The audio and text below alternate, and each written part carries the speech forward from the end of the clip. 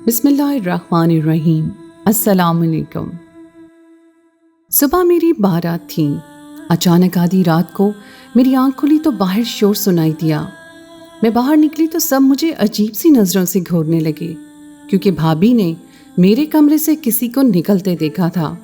حالانکہ میں بالکل پاک دامن تھی، مگر کسی نے میرا یقین نہ کیا، اور کچھ دیر بعد اسی آدمی سے بھائی نے زبردستی میرا نکاح کروا کر گھر سے نکال دیا۔ وہ آدمی سارے راستے مجھ سے منہ چھپاتا رہا، اور کافی دیر کے بعد وہ مجھے اپنے ٹوٹے ہوئے مکان میں لے آیا۔ مگر جب اس نے اپنے چہرے سے کپڑا ہٹایا تو میں بے ہوش ہو کر گر پڑی، کیونکہ وہ تو میری نوکرانی۔ میرا نام تحریر ہے۔ میری عمر 16 سال تھی۔ ہم لوگ جوائنٹ فیملی میں رہتے تھے۔ میرے چاچو اور ان کے بچے سب لوگ ایک ہی گھر میں رہتے تھے۔ میری امی اس گھر کے ماحول سے بہت زیادہ تنگ تھی، لیکن مجھے یہ سب اچھا لگتا تھا، کیونکہ یہاں پر میرے سارے رشتہ دار ایک ساتھ رہتے تھے۔ امی کہتی تھیں کہ یہ لوگ بالکل بھی اچھے نہیں ہیں۔ جب یہ ظلم کرنے پہ آتے ہیں تو یہ نہیں دیکھتے کہ کیا کر رہے ہیں۔ پتہ نہیں، شاید انہوں نے میری امی کے ساتھ کوئی ظلم کیا تھا، لیکن مجھے تو ایسا کچھ نہیں لگتا تھا۔ سب لوگ مجھ سے بہت پیار کرتے تھے۔ میں بہت زیادہ خوبصورت تھی، پر ایک بات بری تھی کہ میٹرک کے بعد پڑھائی نہیں کرواتے تھے۔ لیکن میرے ایک چاچو اچھے تھے جو پڑھے لکھے تھے۔ انہوں نے کہا کہ اگر لڑکیاں میٹرک کر لیں تو باقی کی پڑھائی تو گھر بیٹھے بھی کر سکتی ہیں۔ اس لیے انہوں نے مجھے پرائیویٹ پڑھائی کروائی۔ وہ بہت اچھے تھے اور ان کے بیٹے بھی جوان تھے۔ اس گھر کے بیٹوں کو پڑھنے کی اجازت تھی، لیکن بیٹیوں کو صرف میٹرک ہی کروایا جاتا تھا۔ میری امی کہتی تھی کہ یہ بات بہت بری ہے، لیکن مجھے تو ویسے بھی پڑھنے کا شوق نہیں تھا۔ اس کے علاوہ اس خاندان کے رشتے خاندان کے اندر ہی ہوتے تھے، باہر سے کبھی بھی کوئی رشتہ نہیں آتا تھا، چاہے جو کچھ بھی ہو جائے۔ اسی طرح میری کزنوں کی ان کے کزن کے ساتھ ہی شادی کروا دی گئی تھی۔ اب میرے لیے میری بھابھی کے بھائی کا رشتہ پسند کیا گیا تھا، جو رشتے میں میرا کزن لگتا تھا۔ مجھے شادی کرنے کا کوئی شوق نہیں تھا، میں ذمہ داری نہیں لینا چاہتی تھی، لیکن میں یہاں پر کچھ بول بھی نہیں سکتی تھی۔ میری منگنی کروا دی گئی اور کہا گیا کہ 6 مہینے کے بعد شادی کروا دی جائے گی۔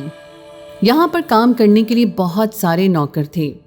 ہم لوگ خود کام نہیں کرتے تھے، ہم لوگ صرف کھانا پکانا خود کرتے تھے، کیونکہ میرے دادا کہتے تھے نوکروں کے ہاتھ کا کھانا نہیں کھا سکتے۔ میری شادی طے ہو گئی، اس لیے مجھے کہا کہ اب تم صرف آرام کرو، کہ باقی ساری زندگی تم نے کام ہی کرنا ہے۔ میں بھی بڑی خوش تھی، سارے میرا خیال رکھ رہے تھے، یہاں تک کہ ایک نئی نوکرانی کو بھی رکھ لیا گیا جس کا نام صفیہ تھا۔ وہ اپنے چہرے پر عجیب طریقے سے نقاب کر کے رکھتی تھی۔ اس نے اپنا دوپٹہ اپنے منہ میں ڈالا ہوا ہوتا تھا، یعنی اس کا آدھا چہرہ نظر آتا تھا، اور وہ کہتی تھی کہ میرے چہرے پر داغ ہیں، اس لیے میں ایسا کرتی ہوں۔ ہم لوگوں کو نوکر کے معاملے میں بولنے کا نہ تو کوئی شوق تھا اور نہ ہی ہمارا بولنا بنتا تھا، اسی لیے ہمارے لیے تو وہ ہمارے نوکر ہی تھے۔ ہمارے گھر میں اللہ کا دیا سب کچھ تھا۔ صفیہ اپنے کام پر لگ گئی اور میری شادی کی تیاریاں ہونے لگیں۔ میری ساری کزنز شادی کر کے اسی گھر میں رہتی تھیں اور ان کے الگ کمرے بنوا دیے جاتے تھے، لیکن میرا کمرہ دوسرے پورشن پر بن رہا تھا، کیونکہ نیچے جگہ نہیں تھی۔ میری باقی کزنوں نے کہا کہ چلو تم کم سے کم الگ پورشن میں تو جا رہی ہو، ہمیں تو ایسا لگتا ہے کہ ہماری شادی ہوئی ہی نہیں ہے، اپنے ہی گھر میں رہ رہے ہیں۔ کوئی نئی بات نہیں، کوئی دلچسپی نہیں، وہی شکلیں جو بچپن سے دیکھتے آئے ہیں۔ اب آپ کو ساری زندگی بھی وہی دیکھنی پڑیں گی، ایسی تھوڑی نا شادی میں کوئی کشش رہتی ہے۔ میں نے کہا تم لوگوں کی سوچ کے بارے میں مجھے نہیں پتا، میں تو بس اتنا جانتی ہوں کہ شادی تو شادی ہوتی ہے۔ صفیہ گھر کے کام کم کرتی تھی اور میرے پیچھے زیادہ بھاگتی تھی۔ وہ مجھے بہت زیادہ غور سے دیکھتی اور میری بڑی تعریفیں کرتی تھی، کہتی تھی کہ آپ بہت زیادہ پیاری ہیں۔ کبھی میرے لیے کوئی اچھی سی کھانے کی چیز بھی بنا لیتی تھی۔ ایک دن میں شیمپو کر کے بیٹھی تھی تو آ گئی اور کہنے لگی، کیا ہو گیا، آپ کے سر میں درد ہو رہا ہے؟ تو میں نے کہا ہاں تھوڑا سا درد ہے۔ اس نے کہا کہ آپ کے لیے اچھا سا سوپ بنا دیتی ہوں، سردی کا موسم آ رہا ہے نا، اسی لیے آپ کے سر میں درد ہو رہا ہے۔ وہ میرا بہت خیال کرتی تھی، اس لیے مجھے وہ اچھی بھی بہت لگتی تھی۔ پھر شادی کے دن قریب آ کے اور شادی میں 1 ہفتہ رہ گیا کہ میرا وہی کزن جس کے ساتھ میری شادی ہونی تھی، اس کا نام احمد تھا، وہ सीढ़ियों से गिर गया और उसको इतनी ज़्यादा चोट लग गई कि फ़िलहाल तो वो शादी करने की हालत में था नहीं। उसको हॉस्पिटल लेकर गए और उसके बाद वो बिस्तर पर पड़ गया। उसके पाँव में फ्रैक्चर हो गया था। हफ्ते के बाद हमारी शादी थी और बेचारे के साथ क्या हादसा हो गया। सब लोग परेशान भी थे और बहुत ज़्यादा फिक्रमंद भी थे और उनका कहना था कि लगता है नज़र लग गई है, सदका खैरात करना पड़ेगा। शादी आगे हो गई 2 महीने, मुझे तो कोई मसला नहीं था। मैं अहमद के लिए परेशान थी क्योंकि वो मेरा होने वाला शौहर था, लेकिन इतनी ज़्यादा परेशान भी नहीं थी। कम से कम 2 महीने में आराम कर सकती थी। मेरी तो वैसे भी खिदमत हो रही थी। लेकिन जब उनसे पूछा कि तुम गिरे कैसे, तो वो कहता कि मुझे पता ही नहीं कि मैं कैसे गिरा हूँ। मुझे तो समझ ही नहीं आई मैं कैसे गिर गया। मेरे चाचू ने कहा कि क्या कह रहे हो तुम, ऐसे कैसे गिर गए? अहमद ने कहा कि मैं सीढ़ियों के ऊपर खड़ा होकर फ़ोन देख रहा था। मेरे चाचू ने कहा तो जब तुम्हारा ध्यान फ़ोन में था तो फिर तुमने गिरना ही था। आग लग जाए इस फ़ोन को। उन्होंने सबको डांटना शुरू कर दिया। उसने कहा कि मेरा फ़ोन में ध्यान ज़रूर था, लेकिन इसका मतलब ये नहीं कि मैं इतनी आसानी से गिर जाता। सब अहमद का ख्याल करने लगे। डॉक्टर ने कहा कि फ्रैक्चर है पर ज़्यादा मसला नहीं है। उसके बाद वो भी ठीक हो गया। फिर भी हम लोगों ने 1 महीना इंतज़ार किया। जब वो बिल्कुल ठीक हो गया तो फिर से शादी की तैयारियां होने लगीं।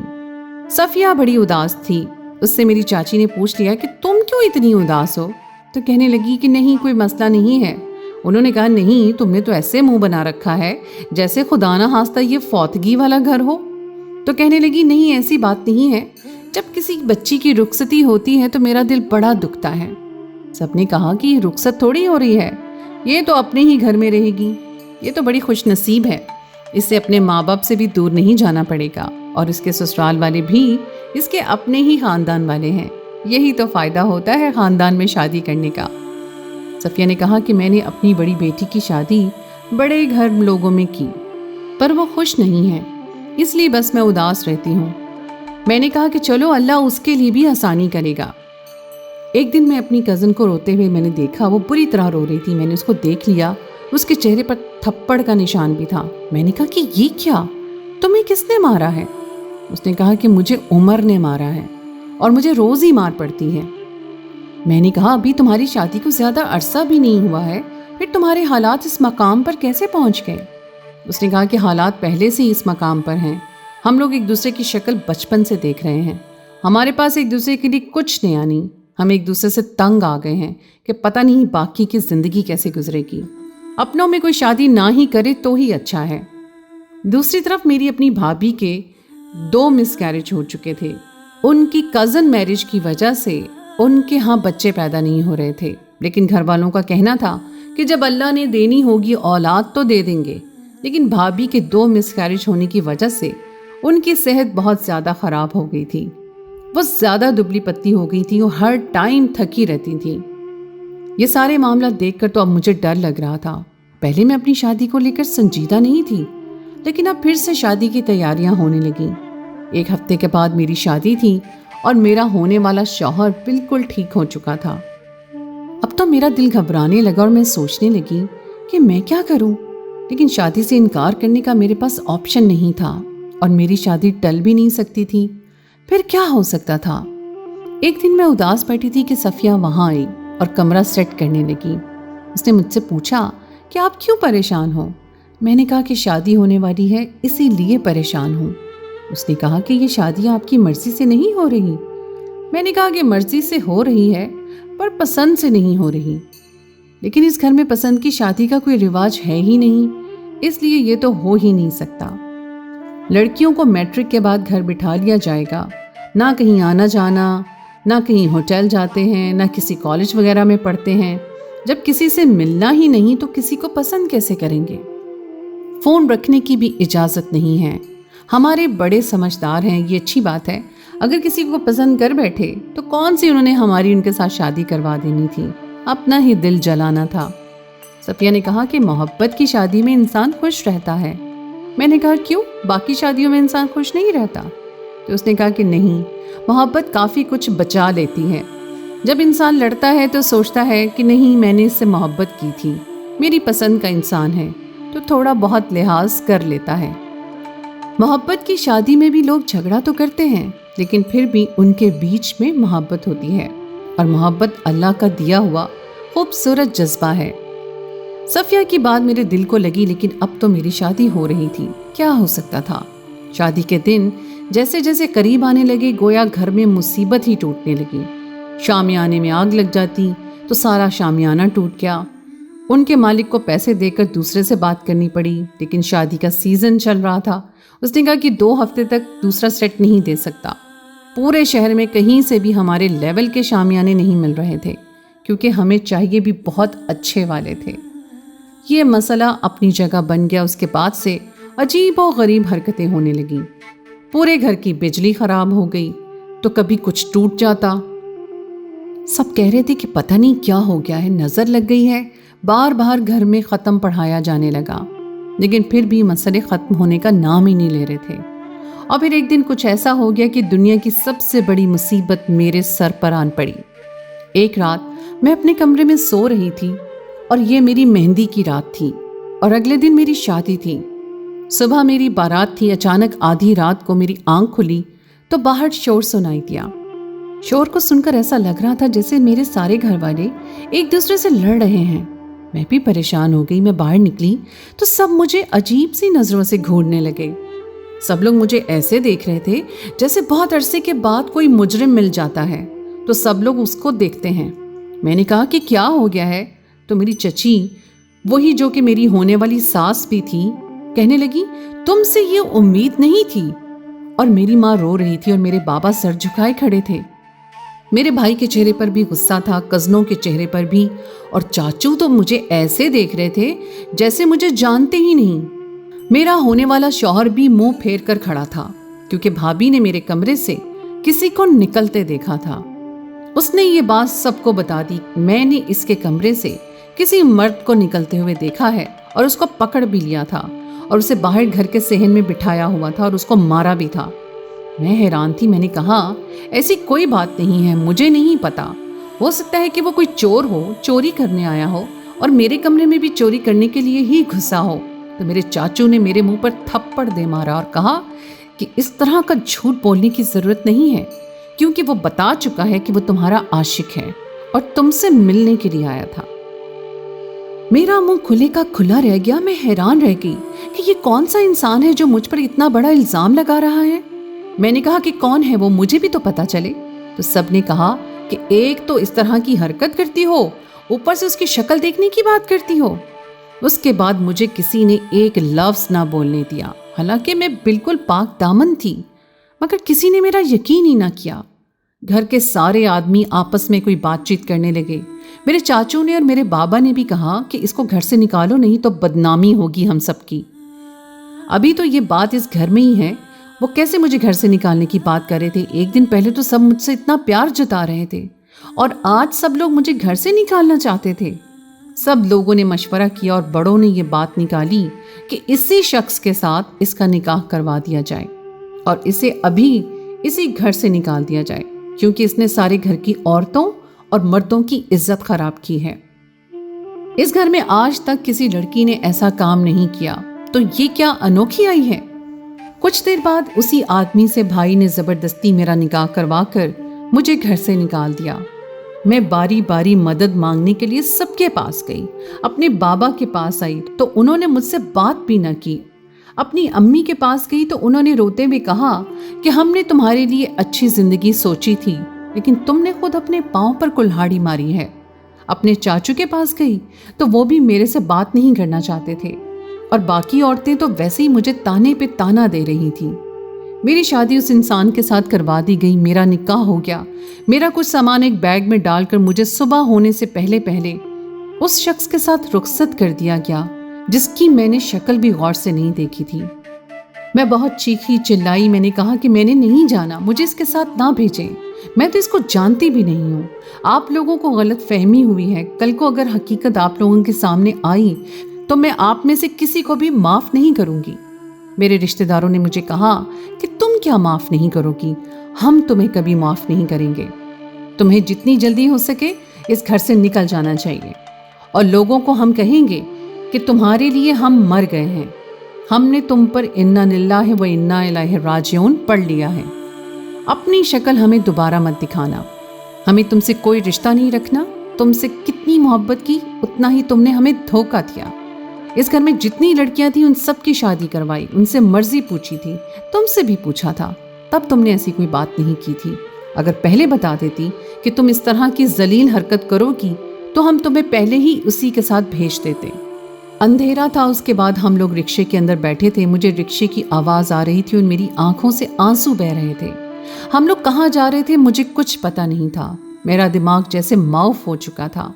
میری زندگی میں کیا ہو گیا تھا؟ ابھی تو میں سکون سے سو رہی تھی اور اب سب کچھ برباد ہو گیا تھا. سب نے کہا تھا کہ اپنی شکل مت دکھانا, ہم تمہارے لیے مر گئے ہیں اور اس گھر کے دروازے بھی تمہارے لیے بند ہیں. وہ آدمی سارے راستے مجھ سے منہ چھپاتا رہا. کیسی زندگی تھی میری. میں اس جس شخص کو پہچانتی تک نہیں تھی, یہاں تک کہ میں نے اسے غور سے دیکھا بھی نہیں تھا. میں اس کے نکاح میں تھی اور میں بدنام ہو چکی تھی.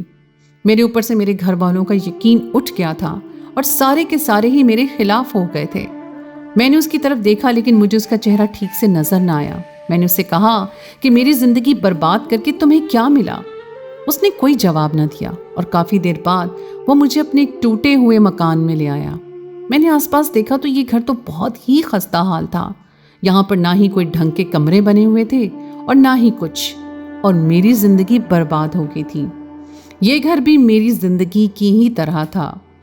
اس نے مجھے کمرہ دکھایا اور کہا کہ آپ کے لیے میرے پاس زیادہ اچھا گھر نہیں ہے, لیکن فی الحال یہی میرا گھر ہے. اس کی آواز سن کر مجھے تھوڑی حیرانگی ہوئی, کیونکہ ابھی میں نے اس پر غور کیا تھا. تو میں نے کہا کہ تم نے چہرہ کیوں چھپا رکھا ہے؟ اپنا چہرہ تو دکھاؤ مجھے بھی تو پتا چلے کہ جس نے میری زندگی برباد کی ہے اس کا چہرہ کیسا ہے. مگر جب اس نے اپنے چہرے سے کپڑا ہٹایا تو میں بے ہوش ہو کر گر پڑی. جب مجھے ہوش آیا تو میرا شوہر میرے سرہانے بیٹھا میرا سر دبا رہا تھا. میں حیران پریشان رہ گئی اور اس سے دور ہٹ گئی, کیونکہ وہ میرا شوہر نہیں, وہ تو صفیہ تھی. وہ تو میری نوکرانی تھی, وہی نوکرانی جو ہمارے گھر میں کام کرتی تھی اور مجھے سب سے زیادہ پیار کرتی تھی. لیکن یہ میرے شوہر کی طرح کیوں نظر آ رہی تھی, یا پھر اس کی شکل میرے شوہر سے مل رہی تھی, اور کیا میرے شوہر کی شکل اس سے مل رہی تھی؟ پتہ نہیں کیا تھا, میرا دماغ گھوم چکا تھا. اس نے کہا کہ میرا نام علی ہے, تم جس اسکول میں پڑھتی تھی میں اس کے سامنے دکان لگاتا تھا, تمہیں آتے جاتے دیکھتا تھا, تم سے بہت محبت کرتا تھا, سچی والی محبت. تمہارے بغیر نہیں رہ سکتا تھا, اسی لیے نوکرانی بن کر میں تمہارے گھر میں کام کرنے لگا. تبھی تو میں نے وہاں پر بھی چہرہ چھپایا ہوتا تھا, کیونکہ میں تم سے بہت محبت کرتا ہوں. میں نے ہی تمہارے شوہر کو سیڑھیوں سے دھکا دیا تھا تاکہ یہ شادی نہ ہو سکے, اور میں ہی تمہارے کمرے میں آیا تھا کیونکہ اس وقت میرے پاس شادی رکوانے کا اور کوئی طریقہ نہیں تھا. میں نے تم پر الزام لگایا اور کہا کہ میں تم سے ملنے کے لیے آیا ہوں تاکہ یہ لوگ اسی طرح کی کوئی حرکت کریں, اور میں کامیاب ہو گیا. اب تم میری بیوی ہو اور میرے ساتھ رہو, اور میں اس دنیا کا سب سے خوش قسمت انسان ہوں. میں تم سے بہت محبت کرتا ہوں, میں تمہیں بہت خوش رکھنے کی کوشش کروں گا. میں نے کہا کہ تم مجھ سے محبت کرتے ہو, تم اس کو محبت کہتے ہو؟ تم نے مجھے بدنام کر دیا, میرے خاندان کے سامنے ذلیل کروا دیا. میں تو ایک پل کے لیے بھی یہاں نہیں رہوں گی, یہاں سے چلی جاؤں گی اور اپنے گھر والوں کو سب بتا دوں گی. جب میں وہاں سے جانے لگی تو علی نے مجھے کہا کہ تم شوق سے جا سکتی ہو, لیکن جنہوں نے پہلے تمہارا بھروسہ نہیں کیا اب کیوں کریں گے؟ تم نے سوچا نہیں کہ صرف 4 گھنٹے کے اندر انہوں نے تمہاری تقدیر کا فیصلہ کر دیا اور تمہیں بولنے کا موقع تک نہیں دیا. وہ تمہارے اپنے تھے, کیا وہاں پر تم خوش رہتی؟ اس گھر کے اندر ایک ایسے شخص کے ساتھ جو تم سے محبت نہیں کرتا. میرا طریقہ غلط تھا لیکن میری نیت غلط نہیں ہے. میں نے تم سے سچی محبت کی ہے. میرے قدم یہ سوچ کر رک گئے کہ واقعی میرے گھر والوں نے میرے ساتھ کیا کیا. کم سے کم سوچ لیتے, سمجھتے, مجھ سے پوچھ لیتے. میرے ماں باپ ان کو اتنا نہیں کہہ سکتے تھے کہ ہمیں اپنی بیٹی پر بھروسہ ہے, یہ ایسا نہیں کر سکتی. علی نے کہا کہ جانے سے پہلے اتنا ضرور سوچو کہ کون سی دلہن اپنی شادی سے 1 دن پہلے اپنے عاشق کو گھر ملنے کے لیے بلاتی ہے. تمہارے گھر والے اتنے کان کے کچے تھے, انہیں تم پر رتی برابر بھی بھروسہ نہیں تھا. جو میں نے ان کو کہا انہوں نے فوراً یقین کر لیا اور تمہیں میرے ساتھ بھیج دیا, کیونکہ تم سے ان کو کوئی لگاؤ نہیں. علی نے مجھے کہا کہ میں پھر بھی تمہیں نہیں روکوں گا، اگر تم نے جانا ہے تو تم جا سکتی ہو، لیکن صبح چلی جانا، میں خود تمہیں چھوڑ آؤں گا۔ ابھی بہت رات ہو گئی ہے، تم سو جاؤ، میں باہر سو جاتا ہوں۔ جب تک تم نہیں چاہتی میں تمہیں ہاتھ تک نہیں لگاؤں گا، کیونکہ میں نے تم سے محبت کی ہے۔ پہلے ہی مجھے اپنی محبت حاصل کرنے کے لیے غلط طریقہ اپنانا پڑا ہے اور کوئی غلطی نہیں کرنا چاہتا۔ میں ساری رات روتی رہی اور سوچتی رہی، میں ایک پل کو بھی نہیں سوئی۔ صبح علی نے میرے لیے ناشتہ بھی لایا، اس نے مجھے ناشتہ کروایا اور کہا کہ مجھے پتا ہے تم نے کل سے کچھ نہیں کھایا ہوگا۔